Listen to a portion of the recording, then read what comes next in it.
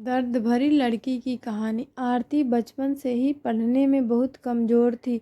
उसका शरीर का रंग सांवला था, चेहरे का डिज़ाइन कुछ खास नहीं था। औरों की अपेक्षा भगवान उसके दांतों की भी बनावट अच्छा नहीं दिए थे।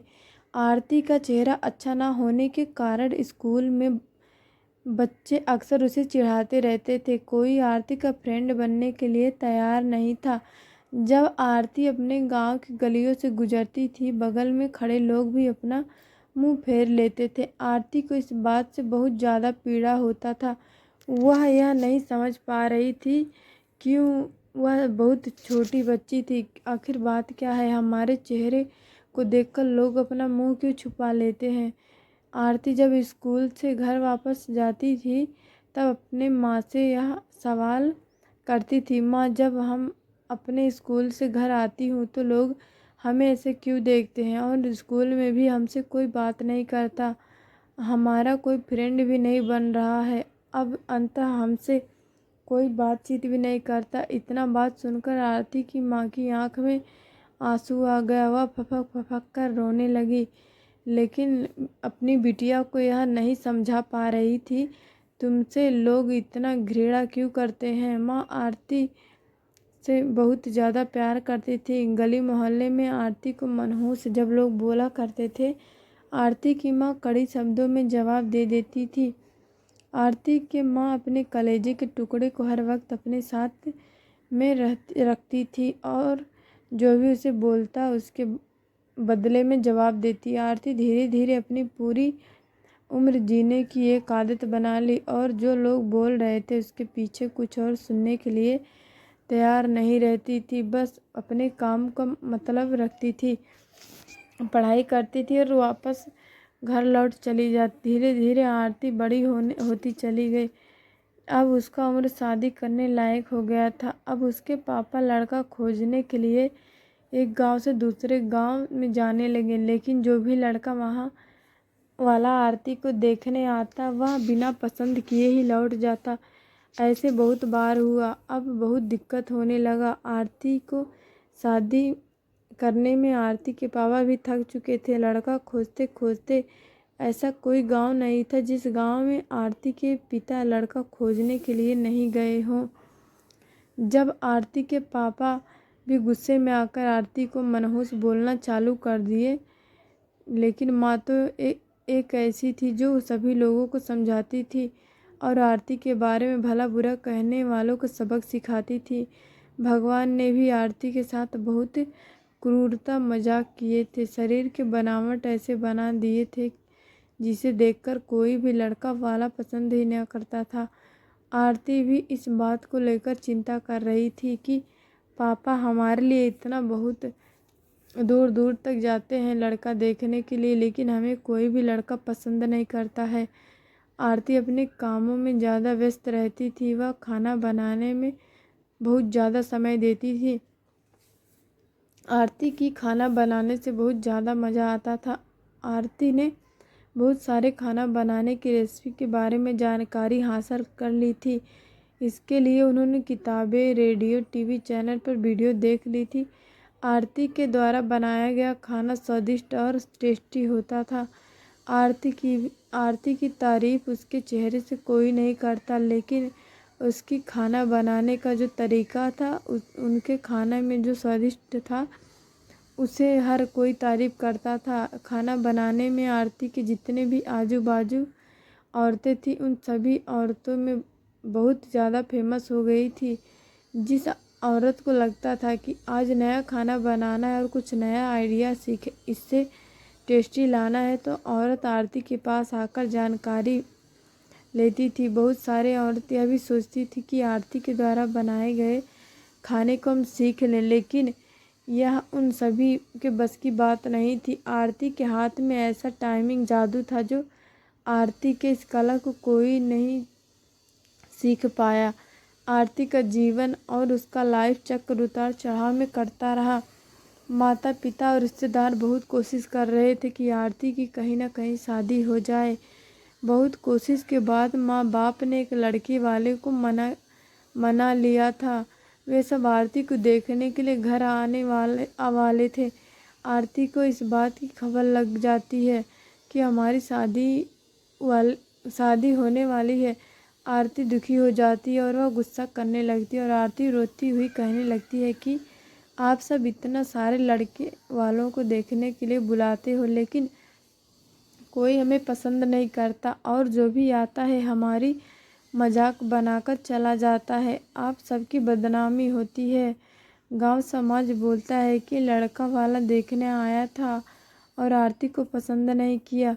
गांव वाले भी कहते हैं कि पता नहीं उसके मम्मी पापा कैसे उसको जन्म दिए। इस मनहूस को कि कहीं शादी ठीक ही नहीं हो रहा है।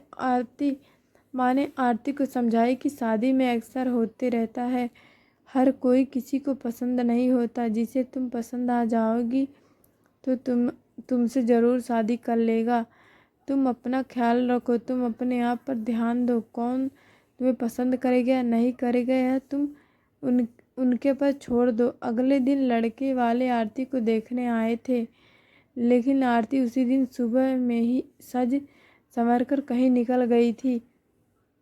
लड़के वाले घर पर आते हैं, लेकिन मम्मी पापा को नहीं पता था कि आरती कहाँ गई है। जब लड़की देखने का बारी आता है तो आरती घर में नहीं थी। लड़का वाले इस पर गुस्सा हो जाते हैं और पूरा खरी खोटी सुनाते हैं। आरती के मम्मी पापा को वैसे भी पापा आरती पर बहुत ज़्यादा गुस्सा करते थे, लेकिन उस दिन की हरकत से आरती के पापा के ऊपर खून सवार हो गया था।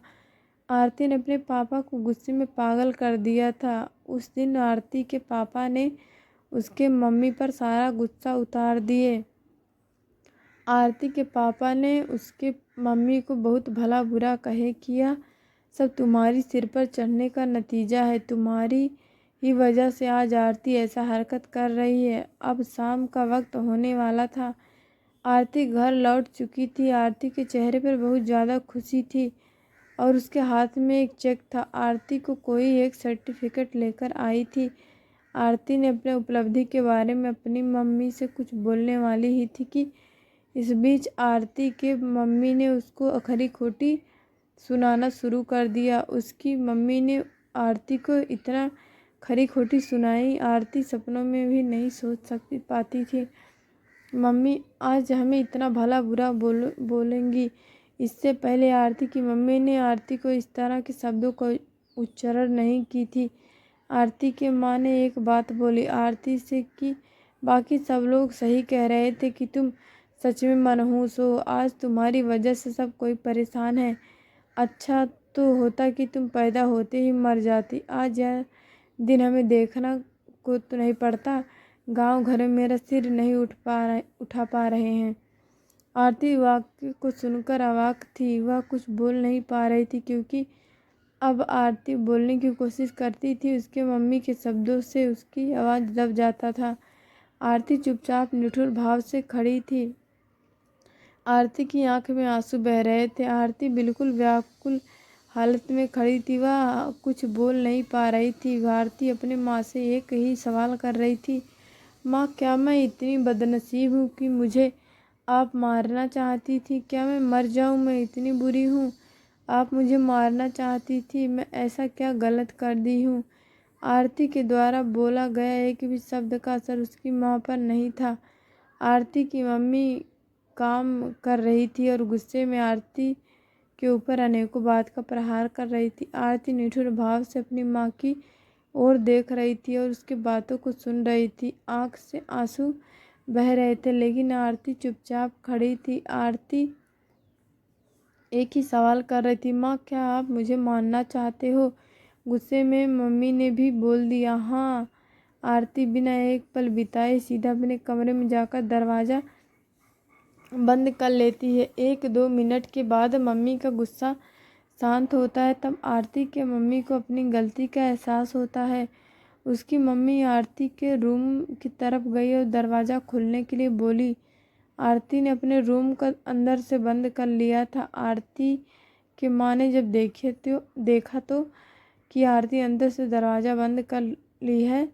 आरती की माँ सोची कि यह कोई गलत कदम नहीं उठा ले, इसलिए आरती के मम्मी ने उसके पापा को तुरंत कॉल करके घर आने के लिए कहा। दोनों ने दरवाज़ा खोलने के लिए काफ़ी कोशिश की, लेकिन आरती ने दरवाज़ा नहीं खोला। कुछ समय बीतने के बाद आरती के पापा को अब एहसास हो गया कि आरती कुछ गलत कर ली है। आरती के पापा ने तुरंत दरवाज़ा तोड़ दिया। आरती के मम्मी ने अंदर का सीन देखा तो अवाक रह गई। आरती ने दुपट्टे का फंदा बनाकर पंखे से लटक रही थी। अभी ज़्यादा वक्त नहीं हुआ था, वह सिर्फ बेहोश हो गई थी।